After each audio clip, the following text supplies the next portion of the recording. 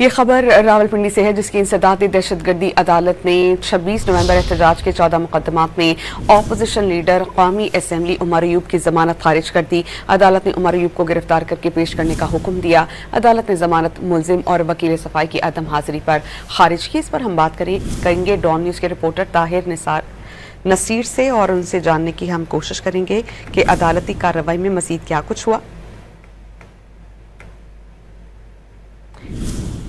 ये खबर रावलपिंडी से है, जिसकी इंसदादी दहशतगर्दी अदालत ने 26 नवंबर एहतजाज के 14 मुकदमात में ऑपोजिशन लीडर कौमी असेंबली उमर अयूब की जमानत खारिज कर दी। अदालत ने उमर अयूब को गिरफ्तार करके पेश करने का हुक्म दिया। अदालत ने जमानत मुलजिम और वकील सफाई की अदम हाजिरी पर खारिज की। इस पर हम बात करेंगे डॉन न्यूज़ के रिपोर्टर ताहिर नसीर से और उनसे जानने की हम कोशिश करेंगे कि अदालती कार्रवाई में मजीद क्या कुछ हुआ।